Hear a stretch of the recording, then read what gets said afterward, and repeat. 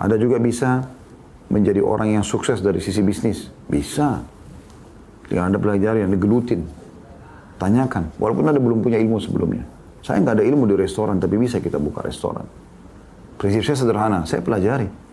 Kemudian cari tenaga ahlinya, kemudian kita jalankan bismillah. Selebihnya tawakal Allah. Dalam bisnis bagi saya yang penting 3 hal, itu kunci suksesnya, yaitu modal halal, sistem halal, produk halal.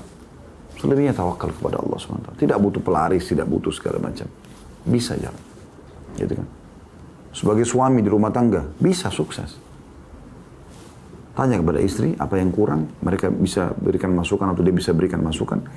Kita coba jadi yang terbaik. Pelajari dalam agama seperti apa jadi suami yang baik segala macam. Bisa. Allah akan berikan kita kemudahan-kemudahan. Sebagai istri juga begitu. Sebagai pengusaha juga begitu. Dan seterusnya. Semuanya bisa kita raih yang terbaik. Dan tidak ada kata-kata terlambat untuk belajar. Walaupun bidang itu belum kita tahu sama sekali. Banyak sekali motivasi dalam agama teman-teman untuk kita menjadi orang yang maju. Sukses. Ya. Tapi biasanya lingkupnya orang kalau bicara tentang masalah sukses ini, kebanyakan orang bicara masalah sukses kalau kaya raya. Ya. Padahal sebenarnya lebih luas sebagaimana saya bahasakan tadi. Tapi tidak salah orang kalau berpikir masalah kaya raya juga adalah kesuksesan. Cuma bukan cuma itu, lebih luas gitu kan. Masalah kaya contohnya misalnya ada hadis ya, yang sahih diriwayatkan oleh Bukhari Muslim. Kata Nabi SAW kepada Sa'ad bin Abi Waqqas radhiyallahu anhu, "Innaka intadhar warathataka agniya khairun laka an tadarahum a'latan yatakaffafuna an-nas." Engkau meninggalkan keturunanmu dalam keadaan kaya, jauh lebih baik daripada engkau tinggalkan mereka mengemis kepada manusia.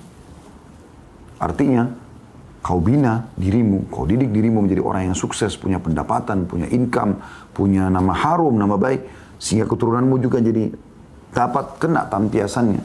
Dan kamu pun kader mereka menjadi orang-orang yang berpendidikan, orang-orang yang berprestasi, orang-orang yang tidak mengemis pada orang. Tidak bergantung pada orang. Itu jauh lebih baik. Diperintahkan dalam agama. Bagian daripada ibadah kalau Anda ikhlas karena itu mengikuti syariat Allah SWT. Ini sabda Nabi SAW.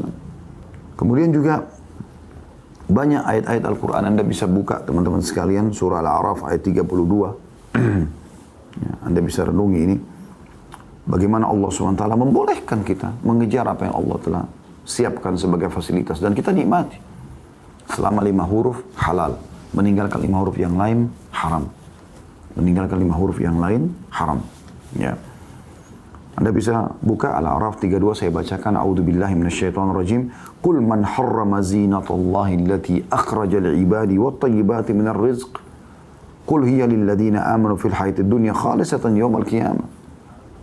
Katakan hai Muhammad, siapa yang berani-berani mengharamkan ya, perhiasan-perhiasan yang telah Allah keluarkan buat hamba-hambanya dan thayyibat minar rizq, yang baik-baik dari rezeki, makanan lezat, buah-buahan manis, pakaian yang bagus, kendaraan yang bagus, rumah yang bagus, penampilan yang rapi, pendidikan yang tinggi, harta yang banyak. Siapa yang mengharamkan itu semua? Kata Allah. Lalu Allah mengatakan, katakanlah itu untuk orang-orang beriman di dunia. Dan di akhirat murni buat mereka saja. Kita orang beriman ini luar biasa teman-teman. Di dunia kita boleh kejar prestasi terbaik semua itu. Di akhirat kita juga akan dapat. Cuma orang kafir cuma di dunia bisa bersaing sama kita. Di akhirat tidak akan bisa. Mereka akan masuk ke neraka. Kita sudah bahagia di dunia. Makan enak, minum enak, pakaian bagus, rumah bagus, kendaraan bagus, pasangan baik, keturunan banyak, silakan. Pendidikan tinggi, harta kayak banyak, melimpah. Tapi semuanya halal. Dan ini Anda tunggangi sebagai fasilitas untuk mendapatkan yang terbaik di akhirat. Di akhirat nanti masuk surga lagi. Di dunia sudah enak. Biologis halal, semuanya halal, boleh dinikmati. Boleh, silakan. Di akhirat pun dapat. Allah mengatakan, bahkan menantang sini, "Qul man harrama zinatallahi allati akhraja li ibadi wa thayyibati minar rizq." Katakan hai Muhammad, siapa yang berani-berani mengharamkan itu? Boleh, silakan makan, minum. Allah mengatakan, "Kulu washrabu," makan dan minum, silakan. Tapi halalan thayyibah, yang dibolehkan dan yang kualitas. Gitu kan? Boleh. Berpakaian bagus, tunggangan bagus, rumah bagus, silakan. Nabi SAW pernah lihat ada sahabat berantakan penampilannya, lalu Nabi SAW tanya kepada dia, "Apa kau punya harta?" Dia bilang, "Ada." Kata Nabi SAW, "Apa hartamu?" Dia sebutkan, "Saya punya kuda, saya punya unta, saya punya kambing." Nabi SAW lalu mengatakan pada dia, kalau begitu mana bekas nikmat Allah pada dirimu? Kenapa nggak kelihatan bajumu, rambutmu, penampilan? Kenapa nggak kelihatan orang yang punya nikmat? Allah nggak larang. Allah itu dalam hadis dikatakan jamil. Kata Nabi SAW, Allah jamil, yuhibbul jamal. Allah bersih, rapi, suci. Dan suka dengan semua itu.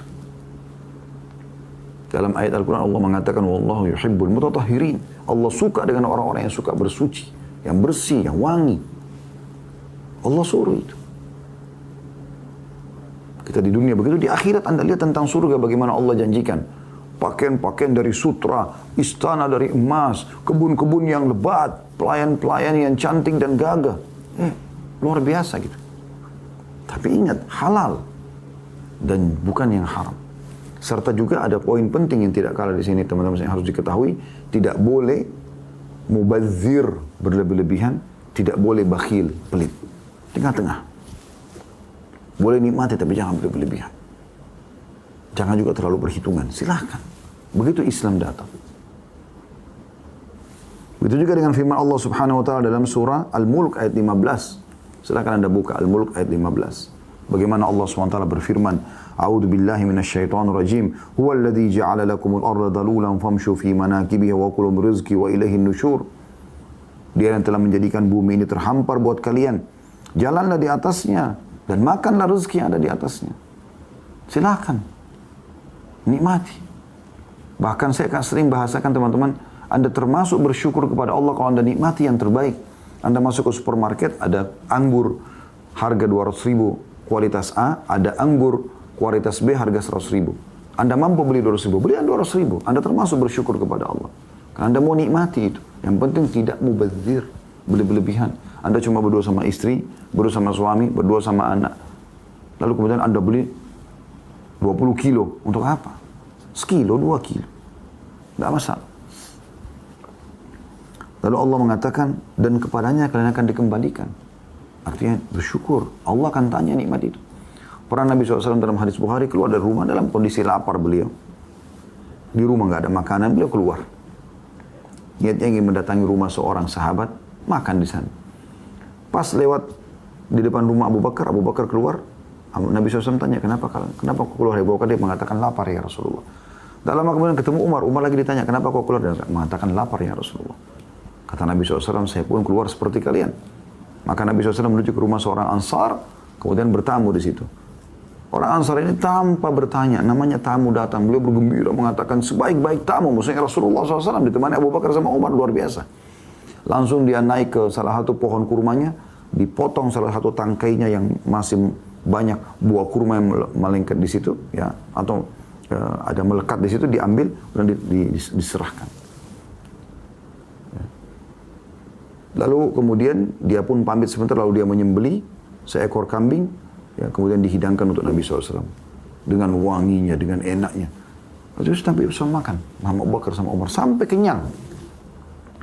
Setelah itu kata Nabi SAW, sesungguhnya nikmat-nikmat seperti ini akan ditanyakan oleh Allah kepada kalian pada hari kiamat. Kita tuh akan ditanya nanti.